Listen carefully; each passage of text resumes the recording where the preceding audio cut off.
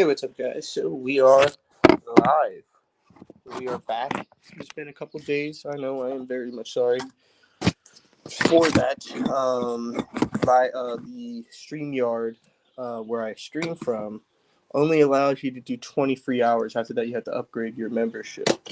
So, and then the next option would be $20, I think, something crazy. So I'm not spending $20 a month on StreamYard. I don't care that much. So we went live on Instagram Live a few times. The first one had a lot of people show up, stay for a bit, talk. Second one, I think I only had maybe one person show up. I don't remember. And then after that, no, I don't think I got very many. So there is that.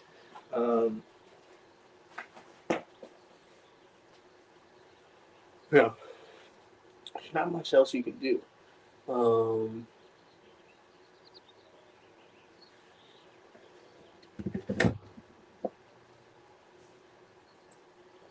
So today's video in live stream is going to be on our garage setup that we will be doing. We are going to be setting up the garage for an indoor garage grow, a little indoor garage grow. So we got about two LEDs, two HIDs. One's about 400 watts. The other one's 500-ish, 450, something like that. And the two LEDs are about 90 each. So it's about 180 watts of LEDs and about 800 watts of HID. So definitely sufficient enough to grow with. The 180 watts of LEDs are definitely more for just the extra light spectrum. Those are whites, yellows, and red diodes. And then the HID is either a yellow diode or a white diode. So let's plug in the HID. That sucker can start turning on. It takes a couple seconds.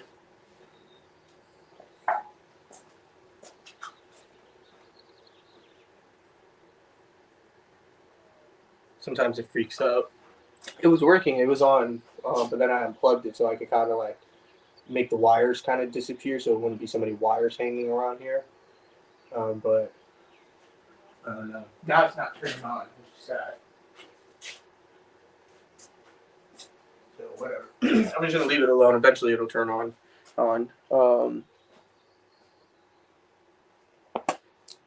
I was gonna do 3 LEDs and 1 HID, but I figured that the LEDs.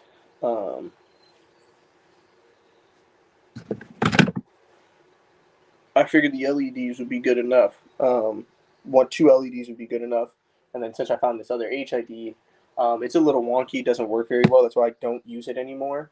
But out here, it should work fine. Normally, I think it overheats, and that's why it shuts off. It's still flashing red.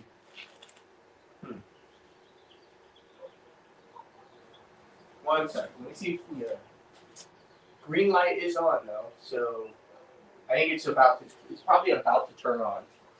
Normally that's how it turns on. It has this like flashing red light. It will flash for a bit, then the green light will flash for a little bit, then it turns solid, and then a few seconds later or a few minutes later, it all turns back on the light. So we'll just let it do that. Other than that, yeah, we're gonna sweep up this little bottom area, clean up the garage a little bit. Probably throw some cleaner down, maybe a little bit if we have some. Probably do. Just so that we don't have any dust or really anything like that. Give it a nice little clean down and we'll be all right. I'm going to go do my hair really quick and brush my teeth again, even though I already did them. My teeth are bugging me for some reason. Oh, it's starting to rain. It's starting to rain with the sun out. Oh, that's the craziest shit I've ever seen. It's fucking raining with the sun out. Look at this.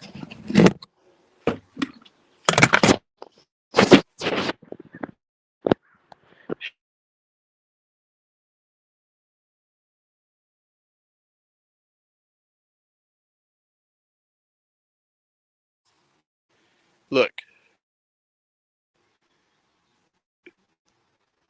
Freaking raining. Getting raindrops on me. I'm trying to find new ones so you can see it in the camera. Yeah, you can see the camera. In the camera, it's fucking raining and the sun's out.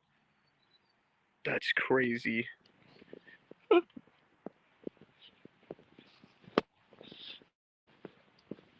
So let's see. A little sneak peek. So we got a little raspberry patch going right here. Um, I don't remember the names. These are 2 red raspberries, so that's good. I got to bring over a couple more. Probably bringing up to like I think 5 varieties. There's 2 reds or 3 varieties, so we'll have 5 here. Here, there's 2 reds and 1 yellow or gold raspberry at my grandmother's place. The gold is the sweetest and actually the best. That's the one I work to. So I'm gonna take a couple canes from that yard of a bunch of them and some whole plants. So there's a heritage over there. There's an evergreen gold raspberry, and then there's some Carolina evergreen raspberries, which are red. The heritage and the Carolina raspberries are both red. Obviously, the gold one's the gold one. You take all 3 of those shoots over here, plant them over there on the side. And we should get a ton of raspberries next year. I'm also probably going to take. I have a boysenberry growing over there that shot up more canes. I'm going to take the boysenberry over, and then hopefully we can maybe find another boysenberry or 2 to help pollinate that one. Though that one's pretty good too, to be honest with you. I feel like if I fertilized it, gave it some better soil, and maybe did a little bit better of a job at planting, it would taste better. So I'm definitely going to want to take that one over here. And we should have like a ton of plants in this corner. We'll have like some boysenberries, some raspberries, and then I want to eventually maybe try to get some blackberries back there because I think the boysenberries and raspberries will protect it because they both have really big thorns. So they should be able to protect them. But only time will tell. Eventually, we'll probably try to get some blueberries up front. I also have to get some more roses for this kind of like front patch, and then we're probably going to take out some of these bushes here at some point and try to make it more of like a cohesive garden that all has the same colors. So we'll keep the palms, but anything that's not purple, white, or yellow is going to get cut away. So we have a hydrangea. Hydrangeas can be white. They can honestly also be purple too if you pH them correctly. We're gonna aim for that, and we'll settle for blue if I don't get if it doesn't end up doing it. But pink will have to go if it won't turn anything but pink. We'll have to just get rid of it and go get some white hydrangeas and put them in. We're gonna get some white roses. We're gonna get some purple roses.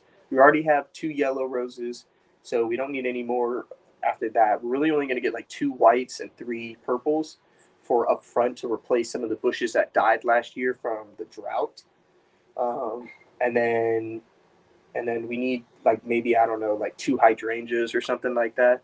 2 white or 2 I don't know. Probably have to find another 2 different types of shrubs for up front. The hydrangeas are going to go more in the shaded area along the wall when you walk up to the front yard, like the front door. There's some lavender already that's purple. There's like this other purple bush over there that has like these purple flowers. That's really pretty. So we're gonna probably stick with like and I'm a Laker fan. I like the Lakers. We all do here. So I figured the white, purple, and yellow. So like the purple and gold. The offset color is always white for Lakers. So it'll be like mostly gold, like purple numbers or something like that with a little white or something like that. Or white numbers, yellow jersey, and then like a purple stripe, right? So we already have a bunch of purple in the yard. What the yard mostly contains right now is some yellow roses, purple, a lot of purple, and some pink and white. That's normally what's in the yard. So we're gonna get rid of the pink and white and just go with like I said, yellow, white, and purple should be um, a pretty basic, simple. Kind of looks like Easter, very clean, very nice. So yeah, we also have to eventually redo the grass too because the grass died last year when the drought came, and we had all the water restrictions and stuff in California. So we're gonna have to fix that. That's for sure. But we're not gonna do that yet. We're probably gonna do that in fall. Um, what I'm planning on doing is after this year getting a tiller, and what I'll do is I'll probably rake up the grass a bit, till it in, nice and fine, and then we'll mulch over it during the winter. Put in some sand and get some of the drainage in there for the sand. Put some more soil down. Put some fertilizer down. Then mulch over that.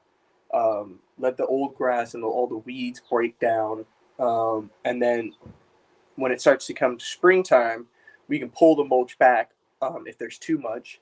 If there's not that much, we can just till that into the ground. That'll help with water retention and things like that. And then we'll cast out more seeds so that we basically regrow the grass. So we'll probably make a video on that next year, um, sometime around fall. We'll do the first video, and then in spring we'll do our second video, and then like a third one sometime around summer once the grass finally gets established to show you what it kind of looks like step by step type deal. So there is that. There is definitely that. Uh, but not too much. Really, it's honestly just trying to match the colors. We already have like the yellow roses are definitely like a big part of the yard because they're kind of like, and I'll show you. Kind of see them in the camera right here. Hold on, let me split the camera.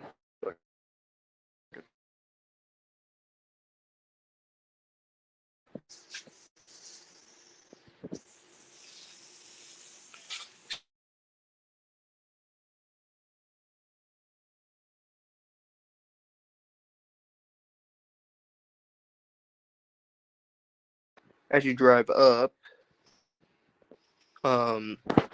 first thing you see are the yellow roses.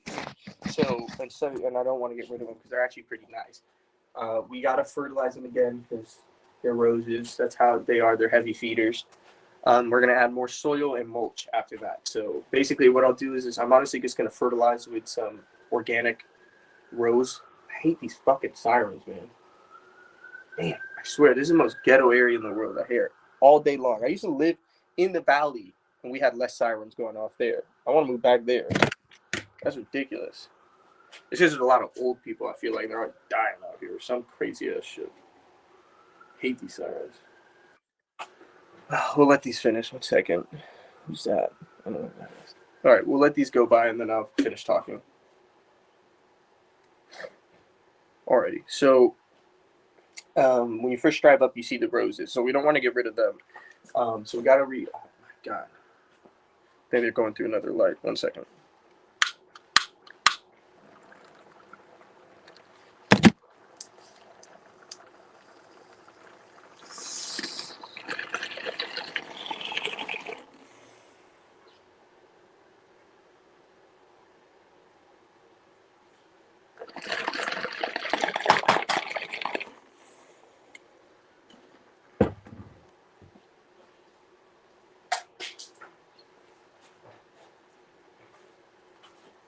The other light did turn on though, so that's good. There's definitely enough light in here. But so roses are definitely heavy feeders. We're just gonna get some organic rose fertilizer, some like all-purpose rose fertilizer. I like to use Job's organic. If you want, you can mix in some bone meal. That'll give you more phosphorus, nitrogen, and some calcium. That'll just give you more blooms and make your plant a little bit greener and healthier from the calcium. Not needed though.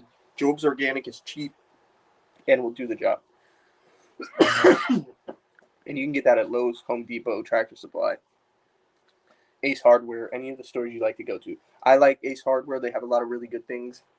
They have EB Stone, which is very cheap. You can get a box of like, it's just cheaper if you go to Ace Hardware. So that's normally where I end up going. You're going to need, for my area, we're just going to do 1 bag of manure.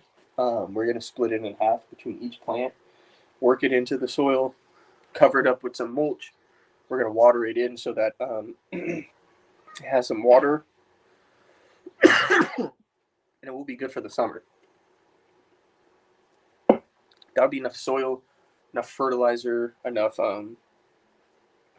mulch to hold it off until basically next spring when you can redo it again.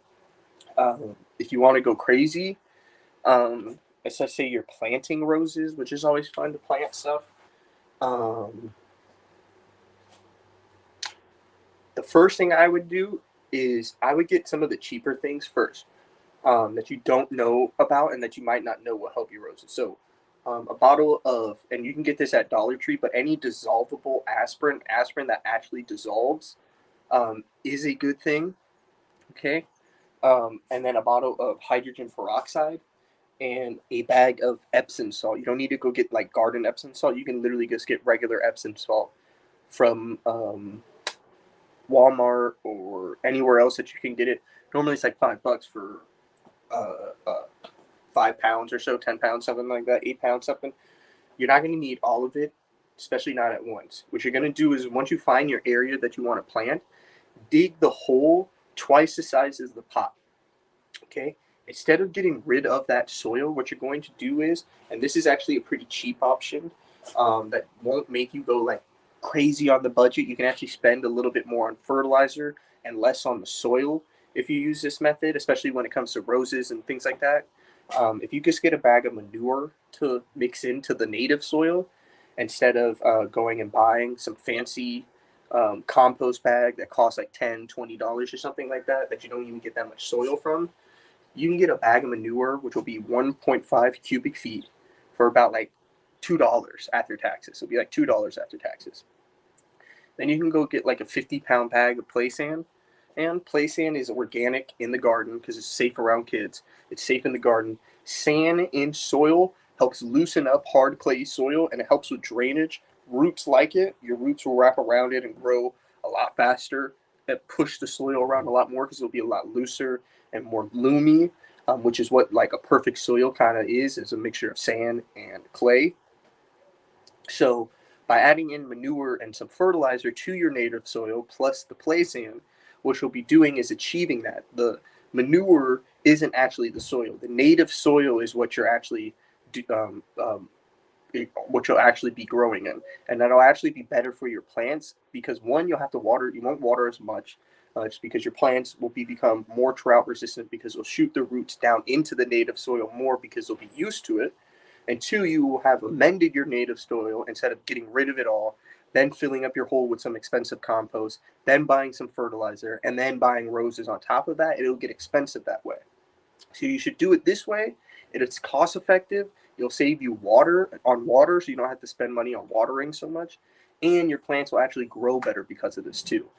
So when you dig up your hole, take that native soil. You can put it in a wheelbarrow, or you can leave it right next to the hole. You're gonna take one bag of manure. You're gonna mix that in. When you get your 50-pound bag of sand for one plant of rose, you're not gonna need to use all of it. You're just probably gonna mix in about, I'd say, 8 cups of sand, play sand. Mix that in, then mix your fertilizer in. Do half the bag into the like mound that you created of native soil, manure, and play sand. Do half a bag of fertilizer in there, then do half of the other bag, the rest of the bag, into the ground where you're going to be planting. Mix that into that native soil area, and then fill that area up with water. You're going to see that it's going to drain very quick. That's a good thing. You're going to fill it up again a second time. Try to find out how long it takes to drain. It probably won't take that long if you mix in the fertilizer. You can also mix in play sand here too if you want to mix in another 4 8 cups into the native soil. That's totally fine. You can mix that in, and then you can buy mulch for the area too. That'll also help you not use as much water. Um,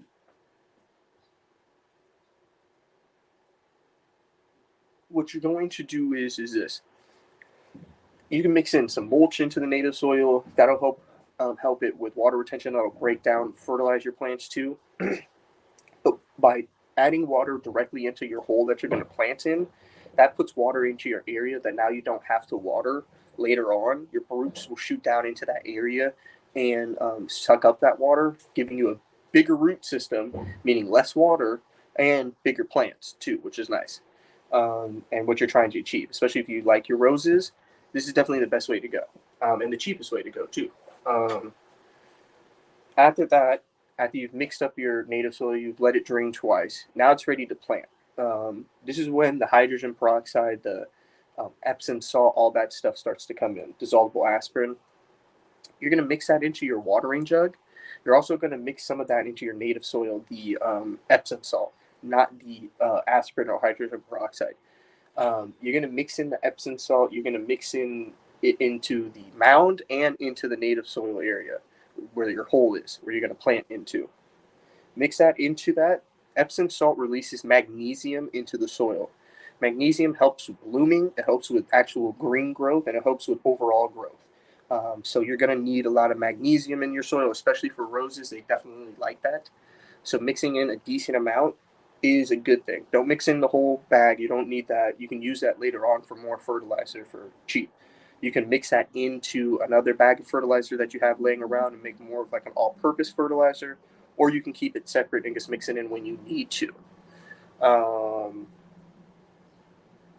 Another cool thing about this is that you really shouldn't need to fertilize your plants again if you follow this method. Another thing that's cool is that if you follow this method is that you don't have to buy as much soil, so that you can spend more money on your fertilizer and maybe spend more money on the plants that you get. So you can maybe get a better grade of roses instead of getting maybe like a cheaper one, like a cheap white rose. You can go get like a really, really pretty white rose from like a nursery or something now that you've saved so much money on your soil.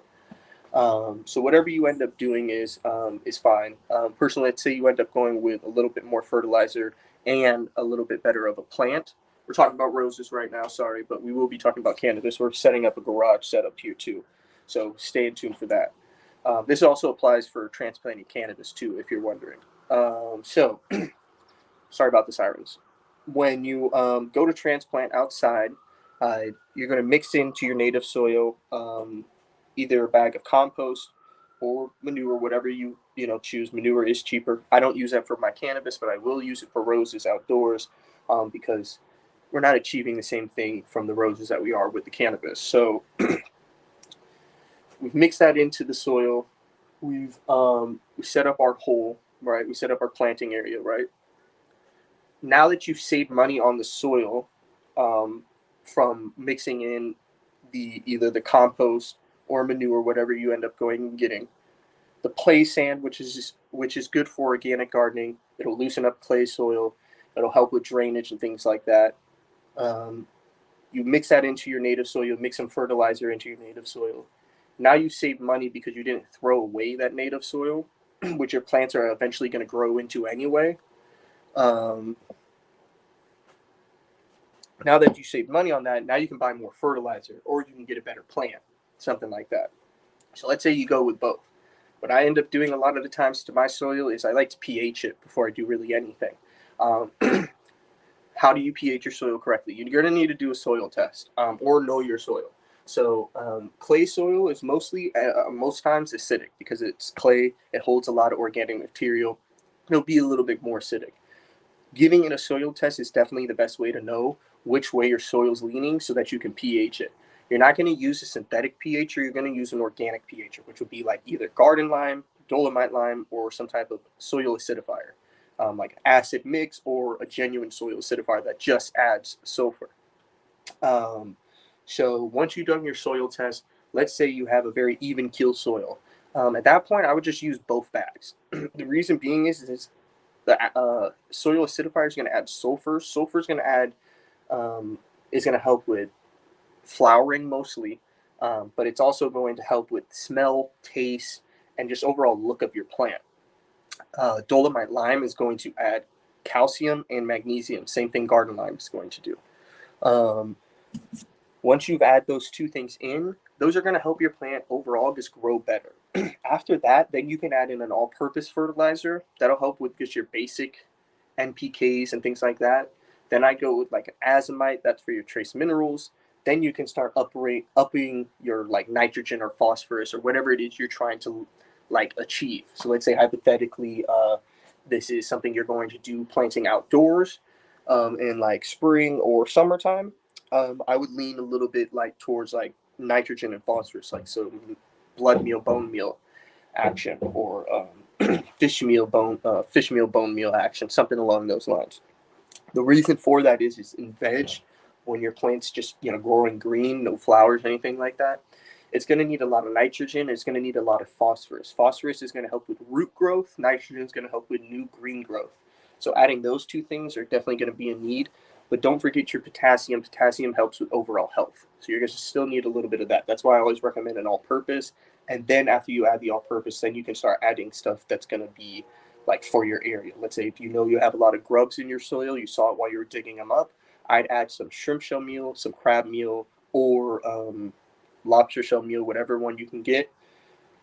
Add one of those and add a bag of neem or karanja cake, either one. So add either one of those, add either one of the crustacean meal. Crustacean is going to make it hard for them to move around. Neem is going to make them not want to eat any soil or go near your roots. Same with the karanja cake. So after that, let's say if you've done that, by adding in the crustacean meal, that's going to up your chitin rate. That's going to make your plants produce more oil. It's going to make your plants stickier, smellier, and taste better too. So your taste and smell, all that will go up. So let's say you were planting like tomatoes. You could add that to your tomatoes. You could add that to your roses. You could add that to cannabis. You can add that to apple trees. You know, you could add that to basically anything, and it's going to help your plant grow overall. So a lot of the things that you learn in regular horticulture or regular gardening, you can apply to cannabis. So for instance, like this year, I'm definitely going to be using a lot of hydrogen peroxide, aspirin, and Epsom salt in my compost teas, not only because it helps them stay clean, so that we don't have like bad bacteria growing in our compost, which I need to dump my compost here soon. We'll probably be restarting it. Probably just go with like a mixture of some neem, flaxseed meal, shrimp shell meal. What else I have? Some humic acid, and I don't know what's coming in the next order, but we're gonna have another order coming soon of some fertilizer. We did amend our spot for the weed. We added in some peat moss and play sand, like a 50-pound bag of play sand into the area. Again, play sand just helps with drainage.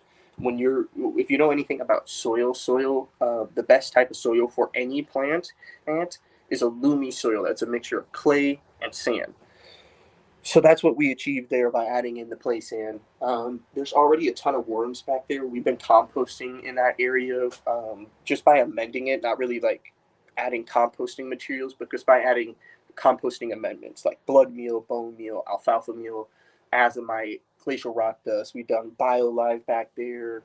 I think that it's got a bag of shrimp shell meal back there. So we do definitely need to amend it more for the actual summer growth and all throughout the veg growth. There's not enough for the year, and there's not even enough soil. So we're probably going to add another bag of peat. We're probably going to add another bag of play sand. The play sand is just going to help with drainage. The peat's going to help also with drainage and more of a soil medium to grow in. It's going to be kind of more of like a mound. After that, though, um,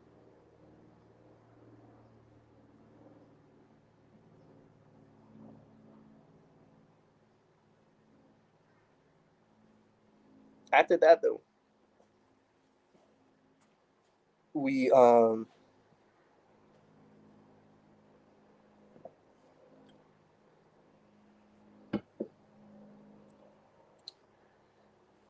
once we do that, we're gonna fertilize it. So probably even before we add the play sand and peat moss, what we'll end up doing is adding some the mixture that we get.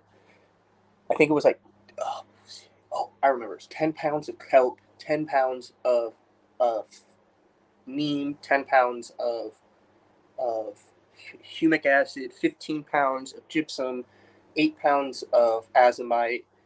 I think we're going to do 15 pounds of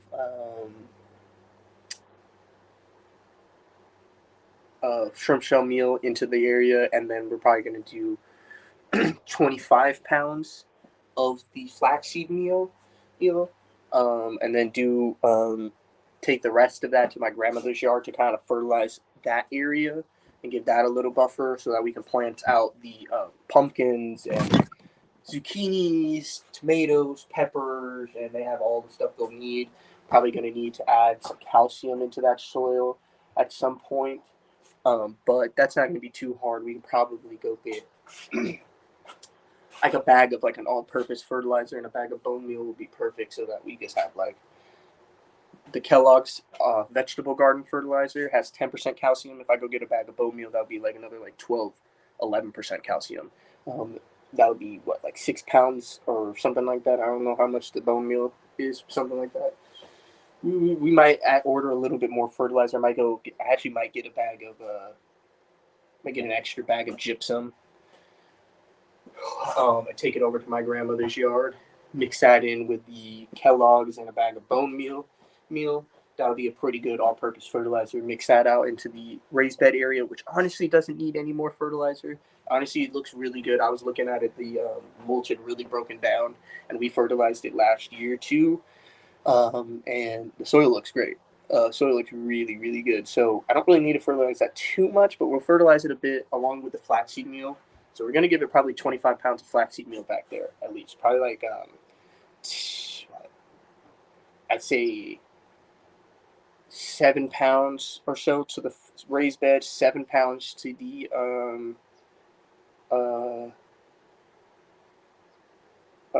pumpkin patch, and then another. What would that be, like 14? Then probably the rest just goes to the apple trees because I need to fertilize those. They really need some fertilizer bad.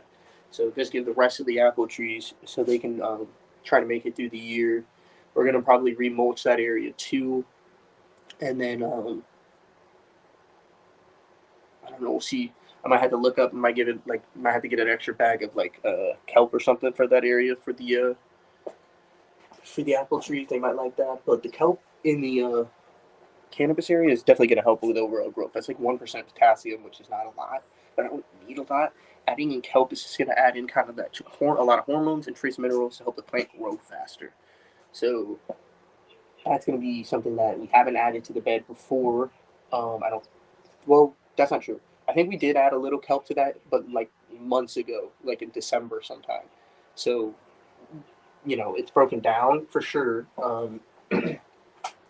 And might be still left, but adding in more is just going to make sure that we have a really good veg. I think 25 pounds of flaxseed meal, 15 pounds of shrimp shell meal, 10 pounds of humic acid, or excuse me, 15 pounds of gypsum, 10 pounds of humic acid, 10 pounds of neem, and then what was it, 10 pounds of kelp. Oh, I think that'll get us all the way through veg, even with a few plants. I don't think there's any way uh, um, we don't make it all the way through veg with that little fertilizer regimen.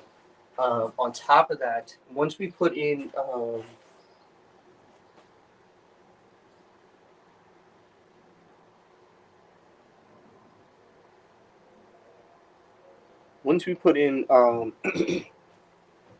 don't know, probably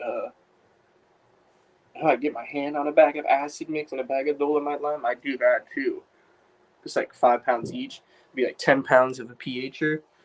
You can pH your soil right there, and then you're pretty much set for the season at that point. The raised bed is pretty much ready to go. We're at about 55 degrees when it comes to soil temperature. Um, um,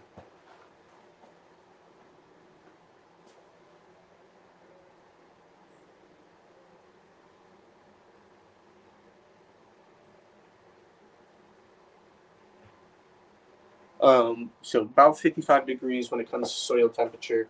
Once we get up to 60, 62-ish, somewhere around there, like consistently, because I want to get to like 62 to be sure. Once we plant our like tomatoes out, peppers we gotta wait until it's about 70. But once we get all our tomatoes outside, I get a lot of our like squashes and things like that, pumpkins, things like that. They can go outside. We're not gonna have to worry so much about space inside the tent. We're gonna have a lot more space, which will be nice. Cannabis plants won't be able to go back in there. They have definitely outgrown it. They're gonna need to go in here. That's why we set it up. The way we've set it up should be enough light till the end of the month, or well, not the end of the month, but until what, like May 12th ish, so like mid May. So we got about, I don't know, a month and a half of veg still to grow, and they're gonna have a decent amount of space. Hopefully, we get another foot. That'd be nice in a month. They got fertilized again. They got about 7% nitrogen, 28% phosphorus, which is a lot, but they won't take it all up, and what they will take up will just help the plant grow faster. 6% potassium, decent amount of magnesium, calcium, sulfur and humic acid. So they should be set. Realistically, what I need to do is honestly try to mulch over them, so that can actually break down and fertilize the plants. But I think once I get them outside of the tent, they're going to start drinking up their water really fast. They're going to start reaching for this light and get really nice and big, so that once we put them outside in our 5 gallons and we put them into the soil, they're going to shoot their roots out immediately. It's going to be over 70 degrees by May 12th. The soil is probably going to be up to, at least, I would hope, hopefully maybe 75 degrees on average, the 5 day average, about 75 degrees. But, if not, somewhere around 75 to 72 is what we're going to aim for soil temperature when it comes to the cannabis. Yes, peppers, we're definitely going to aim for about 71 on a 5 day average, so that we know we're safe. Once we're safe, we put them outside, the plants will really start to boom, and, you don't have to worry about it anymore. You don't have to worry about any frozen or any like cold nights. You shouldn't have any more cold nights at that point. Once the soil temperature is up to about 71 degrees on a 5 day average, the pepper should be good. Once it's up to about 72-ish on a 5 day average, that's when we're going to start probing and starting to see in our area, which gets a little bit more shade in the morning, but gets a lot of sun at the end of the day. We're going to start probing there and start seeing what that feels like. If we have to wait, honestly, we have enough space here. Once all those other plants go outside, we can honestly take all those lights out, put them in here, which will be another HID. So it'll be three HIDs now, which we really haven't been running before, and 4 LEDs. So that is 360 watts of LEDs and 1,200 watts of HID. So all in all, that'd be about 1,506, like 1,560 watts of light. Pretty good for a garage setup, in some 5 gallon pots. If we have to wait a couple days, honestly, last year we didn't put the plants out until June, and they got pretty big. So if we have to wait until May 20th, May 25th, or something like that, until the soil is perfect, nice and warm, we're at maybe like 75 degree, 76 degree 5 day average. Soil's perfect, then we can plant. Fertilizer is definitely broken down by then. Then at that point, we've had at least a month and a half of composting. We're definitely going to go over there and flip it a couple times. That'll just help mix in the peat moss and play sand a little bit more. We also got to give. We're also going to give, I think 4 pounds of gypsum and 5 pounds of flaxseed meal, 5 pounds of shrimp shell meal each to the pumpkin patch and to the watermelon patch. So the 4 pounds of gypsum going to each side. We're also going to give 8 pounds of molasses to the cannabis spot. That molasses is going to help the plant grow better. There's going to be a million worms in there because of that. And that 15 pounds of gypsum is going to make, like, trust me, that soil hasn't got gypsum yet.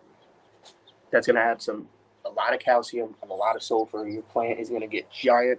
It's going to be sticky, icky. I got some really sticky stuff already that I want to press.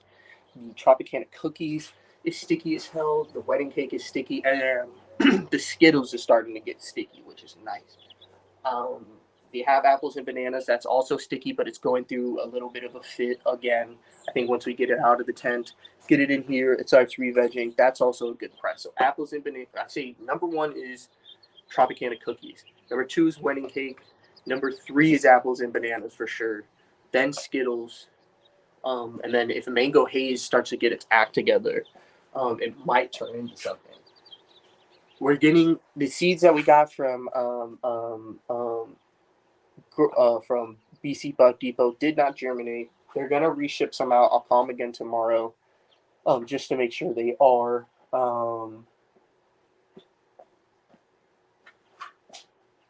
Once those get here, we'll try to germinate those again. I'm gonna go get a seedling starting mix. I think that'll be a little bit better. We'll get some trays, and maybe try to get like humidity, a little bit more, like a better setup for them. And then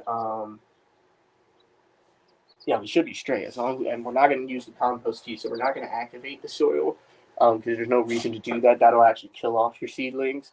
So we don't need to do that. So we won't activate the soil. We're just gonna get some seedling soil mix and a better setup, and they should germinate.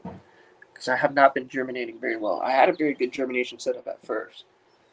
I got a lot of pepper plants, a lot of tomatoes, a whole bunch of stuff to germinate, squash and things, and then honestly everything stopped germinating. So I had to like switch my soil setup, and thankfully now I have a pretty good one. It's worm castings and peat moss, and I think a lot of stuff is starting to pop up in that tent. Hopefully we get a lot of poblano peppers. I got a shit ton of jalapenos today, and I'll actually show that off. Let me show that off.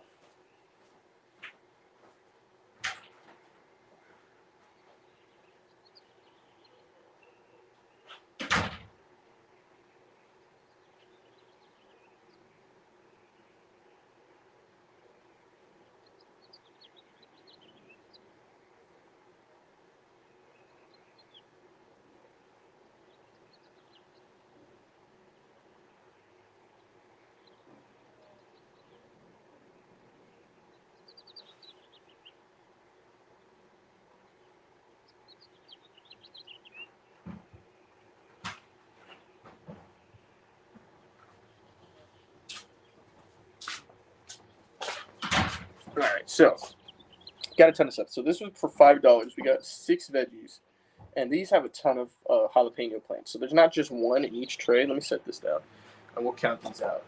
The tomato. Oh, I think here's my package. 1 second.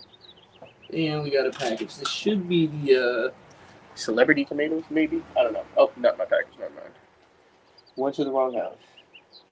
So we got some tomato seeds that are also coming in a couple days. So we'll have some celebrity tomatoes too, maybe. Those get pretty big. Um, this is an early girl bush. There are 6 tomato plants in here. The early girl bush gets up to 100 tomatoes. This is a a determinate variety. So it's more of a bush than it is a like giant tree of a tomato plant, like how they normally get. This is more going to bush out, and you can get up to or more than 100 tomatoes from one plant. So these 6 plants, we could technically, if they get fertilized correctly, transplanted correctly, no stress, grow correctly, we could get up to 600 tomatoes. Ooh, Jiggy's out. Oh, sorry, I don't know why. You get up to 600 tomatoes. So this is a good variety right here. You want me to take her? Okay. So this is a really good variety of tomatoes. That's why I like it. They also taste really good. They're good for saucing, slicing, all types of stuff. So here's the kind of dinkier tray, but of jalapenos, but still pretty good. Hold on, let me move my stuff so we don't get any dirt inside weed or bong or drink my soda. So this is a jalapeno plant. This tray right here, this little front one, has 3 jalapeno plants in it. This one has 1. This one has 2. So we're at what's that? 6. This one has 2. This is 8 now. This one has 2. That's 10. This one has 3. This is 11. There's 11 jalapeno plants in this one tray. That's pretty good. That's pretty good for $5. I got 11 jalapeno plants. You can't beat that. That's pretty good. This one, which is definitely the more healthier tray, a lot taller, a lot bigger, does not have as many jalapenos in it, but it has 1, 2, 3. This one has 2, so that's 5, 6, 7. So there's 7 plants. So all in all, it's about 18 jalapeno plants. Yee! We should get a lot of jalapenos this year. We can do a whole bunch of stuff with those. We do need to get some, and we have a lot of serranos already too, and we have a lot of poblanos, which are like a kind of like Anaheim type pepper, another hot pepper. We also have this like Royal Jewel, which is like a kind of like banana yellow at first, but then turns red. So that should be pretty. We should get a lot of off of those. Should It should look crazy, man. It should look crazy. I'm having fun with this year. Um, like I said, 18 jalapeno plants. 6. We already got 1 early girl bush that we'll keep here. We're gonna keep a lot of cherry tomatoes here, so we'll have probably one ox heart, which is like a medium-sized tomato, early growth bush, which is like a large to medium-sized tomato, and then a lot of cherry tomatoes. We really don't need anything else. If I could get my hands on maybe like a yellow pear or a sun sugar or both, which are both kind of like yellow cherry tomatoes, I will plant those in other portions of the yard that we can find spots in. You know, we could either put them in the kind of off to the side in the shaded area, and let them kind of hang out where the sunflowers and wildflower patch are going to be. The reason why I have the sunflowers and wildflowers, that brings in a lot of bees. Without the bees, we're not going to get any fruit. They need to pollinate the jalapenos, the tomatoes, everything. And I'm not going around hand pollinating all that stuff. You can let the bees do that and you'll get plenty of fruit. I honestly don't even go to my grandmother's yard most of the time. I barely go. I might go maybe 3 times in the summer. Once in June, once in July, and once in August. And then the summer's over, obviously, at that point. Then you have September. Well, September's kind of, so 4 times in summer: June, July, August, and September. October, the plants really start to recede. You're still going to get a decent amount from them. November, your peppers are probably going to die. In December, that's when your tomatoes die. But you'll get like, or and they might make it to January. Sometimes they make it to January. If they do, January probably will kill them off. If they don't, at that point, honestly, what I do a lot of the time is, because the plants have already receded so much in the middle, there's so much disease. I don't want that to spread. What I do is I honestly cut it down and I compost it away. Um, by next time in the planting season, that stuff's already died down in the soil. That's a ton of fertilizer. Now I don't have to fertilize the plants as much. And then any bad tomatoes that I don't want, I just basically throw in there. Any ones that are still green, I throw in there. I basically mash those up, throw the plant material on top, spread a little fertilizer on top of that so it helps break it down, water that hole, push the soil back all over, water the soil decent amounts so that there's enough water so that the composting actually can take place. It'll actually break down, and then you don't have to fertilize your plants as much, if at all, which is nice. Sometimes if you do this type of stuff, you don't have to fertilize your plants for a few years, actually, especially if you're composting during the winter. You won't need to fertilize. Your plants, your initial fertilizer should be enough for the first few years. So, but I'll leave that up to you guys. 18 jalapeno plants are definitely going over to my grandmother's yard. I don't know how many serranos we have, but we have at least 6 to 7, somewhere like 6 to 12, 6 to 12 serranos. I'd say we got probably like 5 to 8 cupolanos. Got the one floral jewel or something like that. That should be enough peppers. And then here we're going to do our sweet peppers. We're going to do a lot of bell peppers, obviously. So we have a grand bell pepper mix, which is different colors from purple, yellow, red, green, chocolate, white, just some crazy colors. We got a decent amount of those, and they're big already too. So by the time they go outside, they're probably gonna have to get up potted here soon. So once the tomatoes go outside, that's probably when I'll up pot all the pepper plants. They'll have probably another month before they can go outside, so they'll be able to veg out in those 1 gallons. They'll get probably some fruit on them, which will be cool. We'll start to figure out what colors they are. Hopefully, we get a lot of different colors. I want to get a purple, I want to get a white, and I want to try to get a chocolate, the weird ones.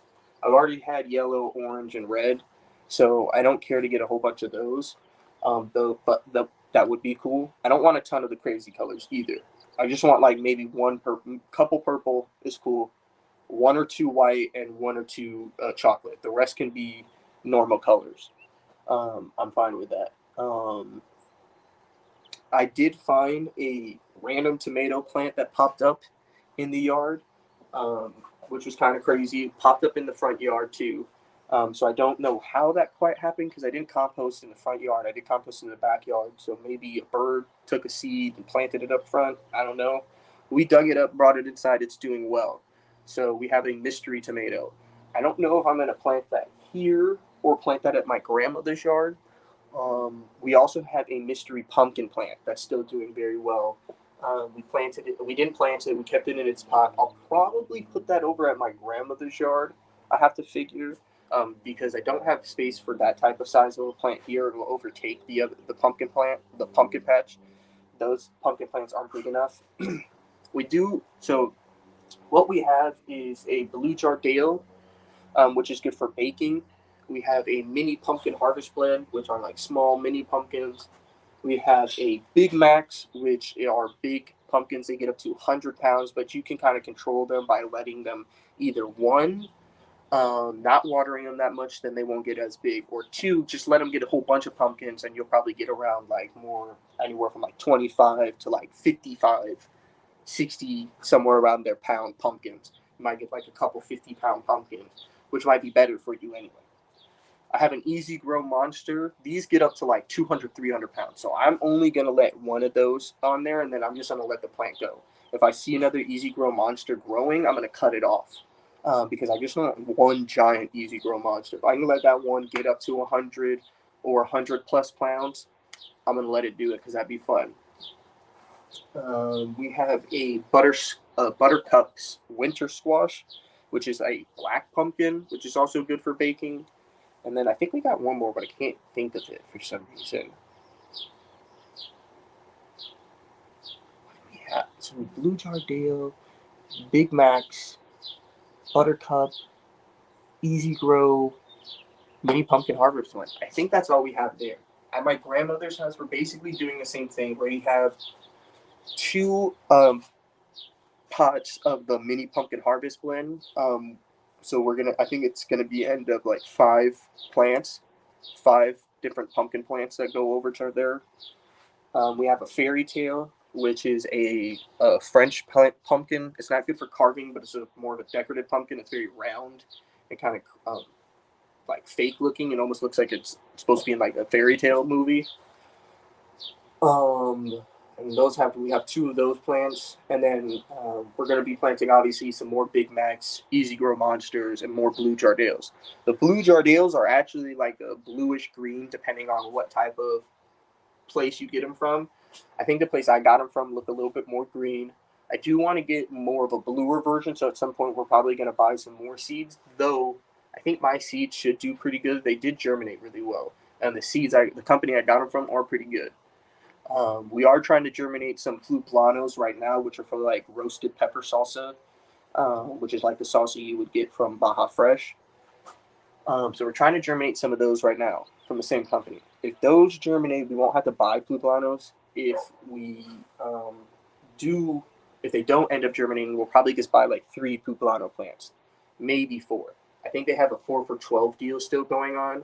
If we do that, I probably just do like 4 Publanos for like $12 dip.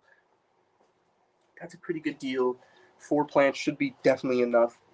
We got 18 jalapenos, like 10 or 12 serrano plants, 8 cubolanos, 4 publanos. We don't need that many. At that point, we're gonna need a ton of fertilizer. So we will be taking some of the flaxseed meal over there, and we probably will be taking a bag or 2 of the Kellogg's vegetable garden, along with probably some bone meal, or trying to save some of the shrimp shell meal, or take. Oh yeah, no, I forgot. We're gonna get a bag of gypsum probably over there. That would probably just be 4 pounds, so that's not that much. So probably like a 4 pound bag of gypsum, 6 pounds of the Kellogg's raised bed. Or, honestly, I might be cheaper if I just got the big bag of Kellogg's. That would make a little bit more sense. Um, that would make a little bit more sense. Just because it would probably be cheaper overall. All plus more fertilizer into the area. Plus, and then if I had a 4 pound bag of gypsum, that would give me a lot of sulfur and more calcium, which would just make the plants taste a little bit better, and just get bigger too. So probably just do that, and we should be straight. I'm gonna put these plants under these lights.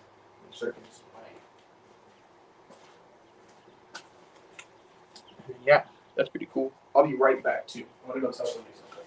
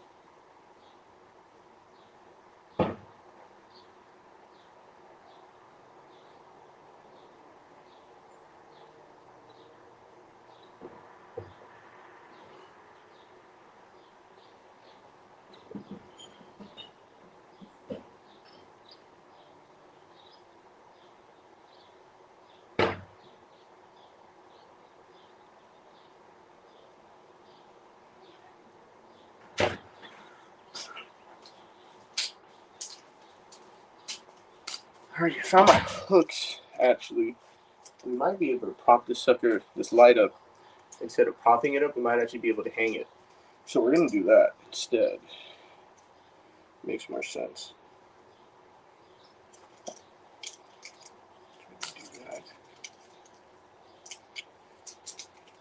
It's nice and cloudy out. It's going to get a little bit more rain probably tonight. That'd be nice. Hope the garden. I don't have to water as much this year. You know, honestly, I might not water at all. Unless you probably won't have to water until like June. Once it gets really warm, I feel like. Plants in April sometime, May. Be able to go through at least the first month of growth before we end up actually watering. Once we get, those hot days, consecutive hot days of 80 plus days, we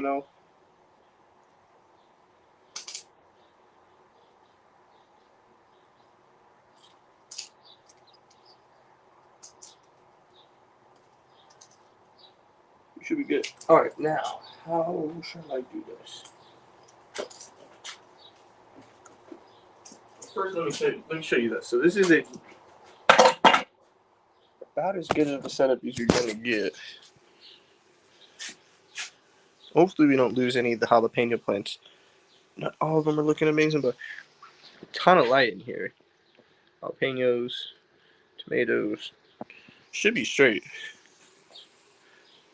Should be straight.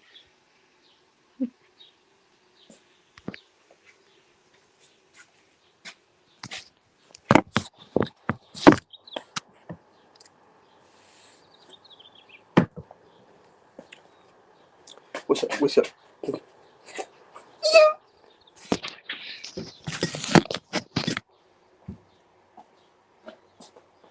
So, let's get this sucker down. Ton of light though for these little tomato plants. They're not gonna keep them out here. They're gonna go inside the tent. Cannabis are gonna stay out here. Get a little cold hardiness on them. Won't hurt them. It won't hurt them. You know what I mean.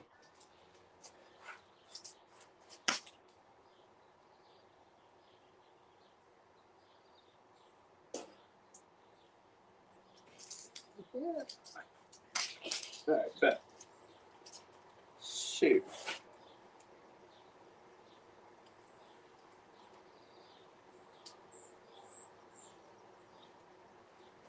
I should I could. I don't know.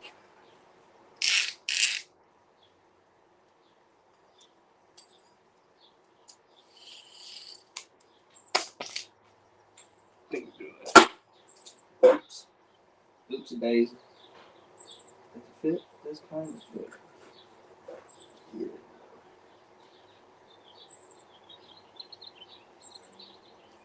There you go.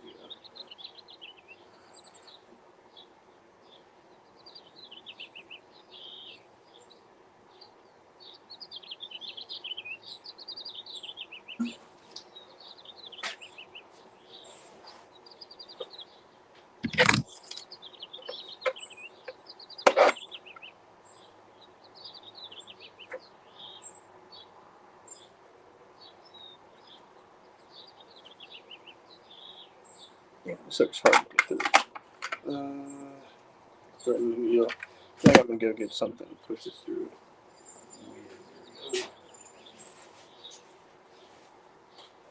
Didn't even have to go that far.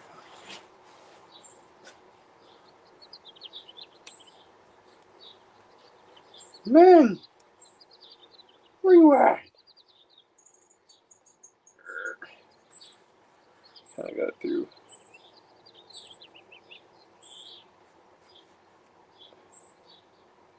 There we go. Perfect. Alright. Yeah. Go through the other side. Same way. It's like fucking sewing. It's like you're sewing.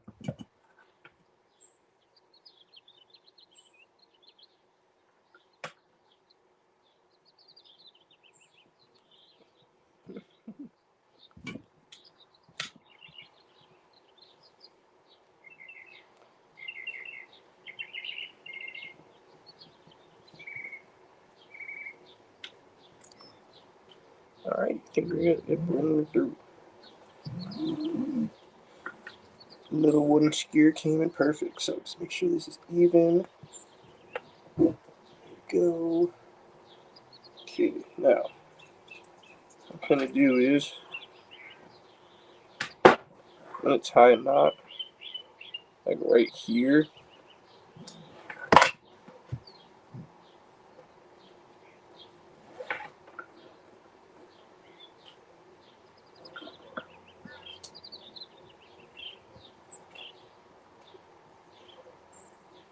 Alright.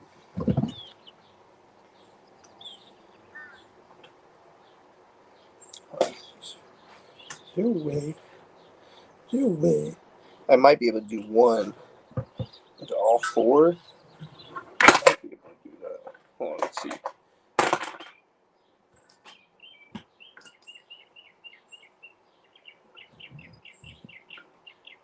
see.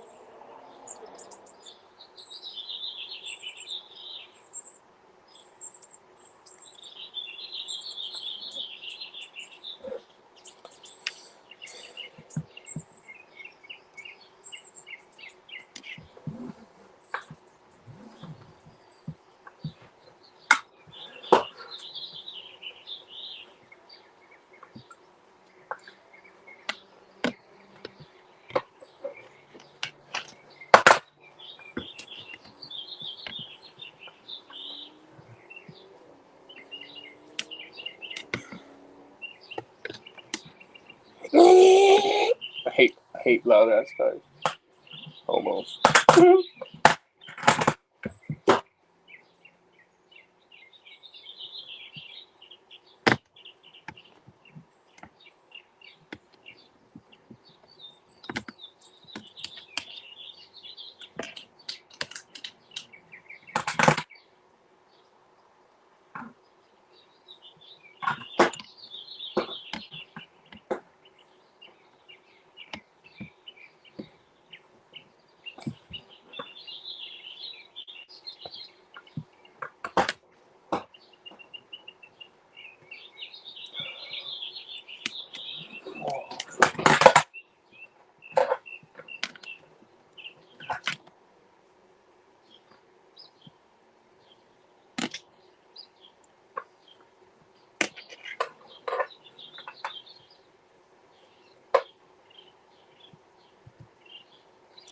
Okay, just gotta make sure we can get this kind of an even little position. Yeah, some kind of similar to that. We're just gonna keep doing this until we run a little bit out of rope. So that we don't hang this too low. Boop. And I'm gonna go under, boop. Boom. Should be good. A little off.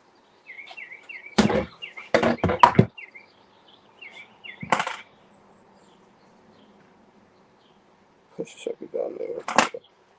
Oop. Not somewhere in the middle of the light and even. There we go, perfect.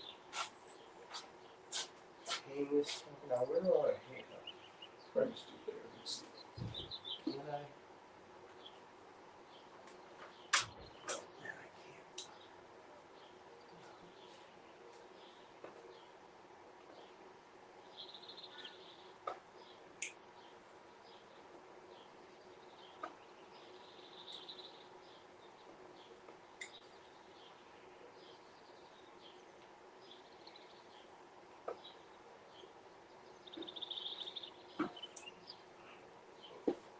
I hope so.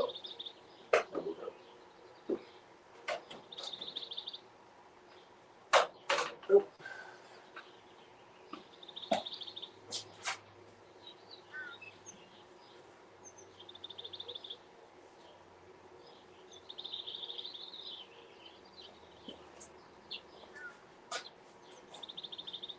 Where?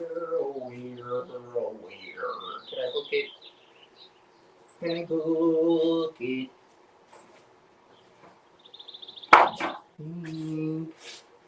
Now, I think I found it.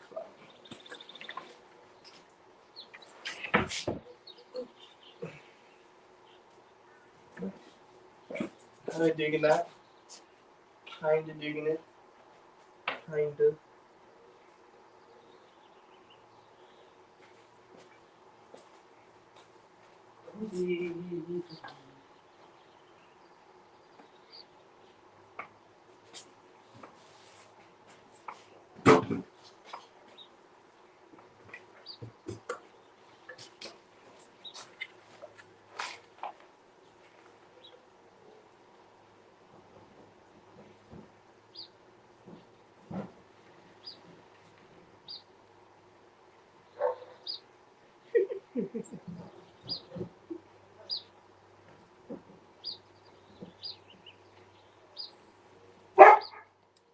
You're okay.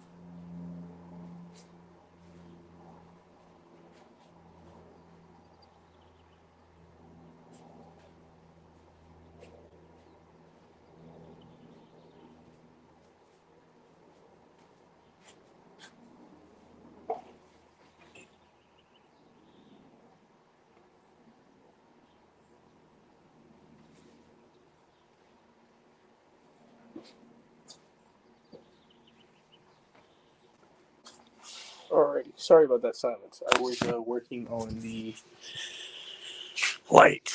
I think this is a lot cleaner of a setup. Let's see. So, one LED's there, HID there, LED, HID. Plants are going to go in this little spot I haven't swept up yet.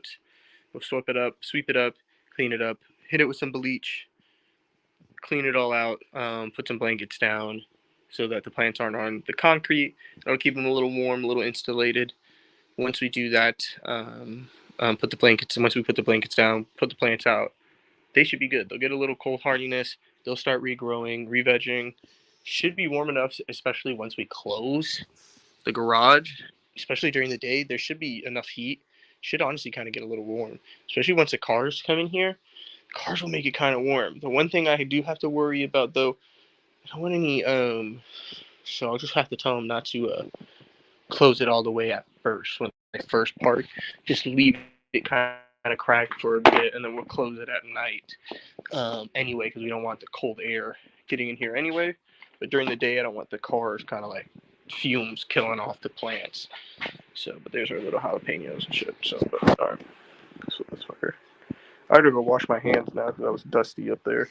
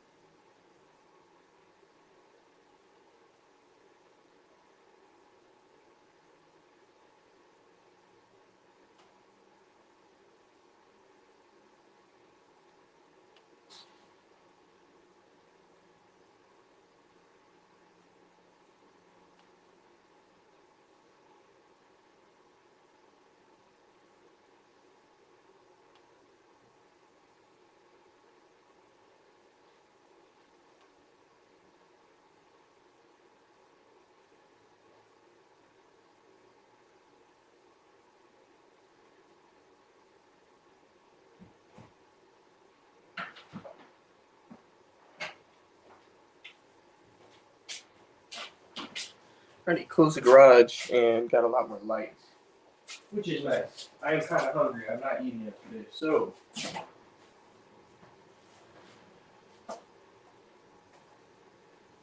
I think I'm gonna make this steak really quick. So, be back in a moment. Didn't I feed you kitties already?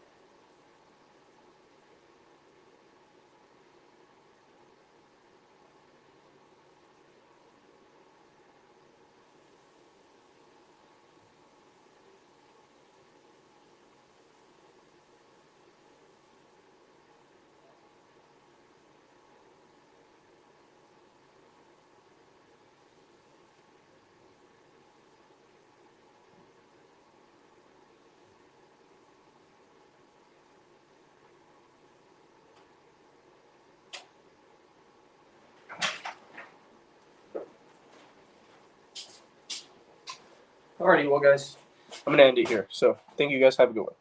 Get the fuck out.